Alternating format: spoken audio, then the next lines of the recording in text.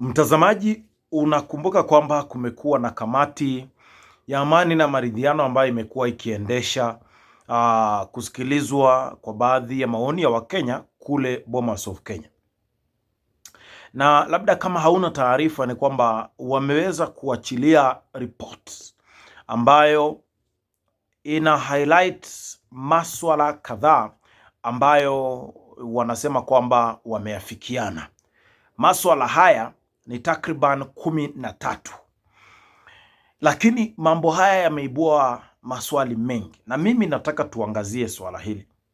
Haya mambo ambayo wameweka kwenye hii report yanakugusa wewe mwananchi? Nataka nikufafanulie. Tutoke hapa kama tunaelewana, tutoke hapa kama unaelewa hii report ina nini, inakujali au iko namna gani. By the way, viongozi ikiwemo Eugene Wamalwa wamesema hawataweka saini hiyo report. Mimi nashindwa, report ambayo wanasema wameachilia ni kina nani ambao wameisaini? Hebu kwanza nikupatie hizi mambo 15 ambazo wanasema kwamba zimeweza kutolewa. 1, na nataka nisome kwa Kiingereza. Evaluation of the 2022 general election process. Number 2, the IEBC Constitution Selection Panel to be expanded from 7 to 9 members. Number 3, presidential election petition to be heard and determined within 21 days from 14 days. Number 4, legal reforms passed less than 18 months before the general election to take effect in the next electoral cycle. Number 5, on the cost of living or arms of government to cut travel expenditure by 50%.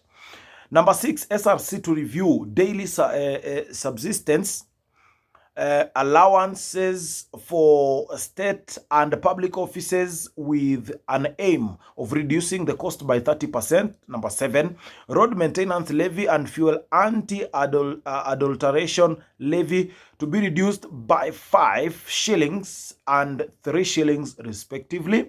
Number 8, all devolved functions to be transferred to county governments fully. Number 9, equitable share to the county governments to be not less than 20% of the total collected revenue. Number 10, NGCDF and NGAF and Senate Oversight Fund to be entrenched in the Constitution. Number 11, Ward Development Fund to be established by Senate. Number 12, establishment of the office of the opposition leader with 2 deputies. Number 13, entrenchment of the office of the Prime Cabinet Secretary in the Constitution. Hey.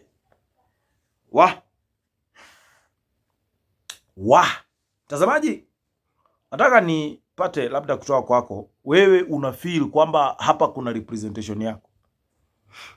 No, tusidanganyane. Kuna representation yako hapa. Wewe una represent nini?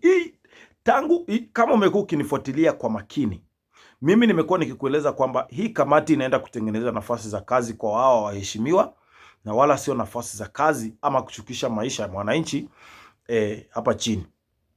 Mimi kitu ambacho nilikuwa natarajia kusikia kutoka kwa hii report ambacho kinaguza mwananchi wa kawaida. I wanted to hear about school fees reducted by 50%. I wanted to hear VAT reduced by 50%. I wanted to hear people earning salary less than 30% at least waondolewe kutoka kwa tax. Not to tax people earning less than 30,000 shillings, sorry. I also wanted to hear introduction of school feeding program by national government. That is what touches on the mwananchi. I wanted to hear fuel prices reduced by the report. Hizi ndizo vitu zinakuaffect wewe mwenye unanitazama, wewe hapa. School fees, mtoto wako akifukuzwa, saa hii ushaanza kuumwa na kichwa. Saa hii una scream kwa kichwa, hata Christmas huendi. Kwa sababu January tarehe 8 wanafunzi wanafungua. We have students getting in playgroup. Wale wazazi kwanza ambao wanapeleka watoto playgroup ndo sasa wako na mashinda kubwa, because huwezi peleka mtoto playgroup without 20,000. Where are you getting 20,000? You live in a mabati house, unatoa wapi 20,000? Unaishi kwa nyumba wewe ni mtu wa kibanda, wewe ni mama wa kibanda. Wewe unayenitazama labda unazungusha viatu. Wewe unayenitazama labda wewe ni mtu wa ndudhi. Umepata kanafasi kakutazama hii video, lakini wewe ndio uko na mtoto ambaye anaenda form 2, form 3, mtoto ambaye anaenda form 1 next year. Tarehe 8 wataripot in February. Wewe mtoto huwezi ukampeleka hapo without 30,000. Hii ripoti inakusaidia nini? Alafu bado mnasema anyway. Mimi vitu ambazo zimetangazwa katika hii report hazisaidii mwananchi wa kawaida. Nataka kwa sababu hii report ilikuwa imewekwa kwa mtandao, nataka kukusomea baadhi ya response.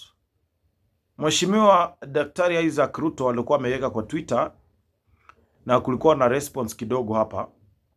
At Joseph Njoros anasema throw that report kwa dustbin. Kenya on 07 something hapa anasema if there is a referendum we will kick this baby out. Very useless. Hizo ni quotes. David Tarus anasema did you say word development fund to be entrenched by statue? Goodness. Hizo ni comments wa Kenya. At Haaland_Shola anasema cost of living, mpaka ameweka emoji za kucheka na kulia.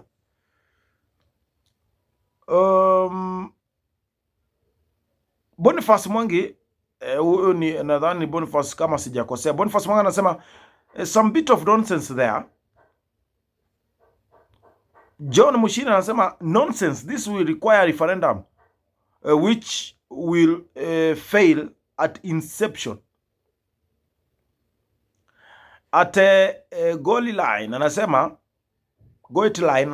the only reform that will change Kenya is moving away from a presidential system and be led by a prime minister who will form a government if he or she secures majority of the seats in the parliament.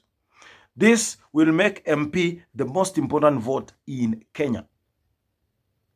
Aya,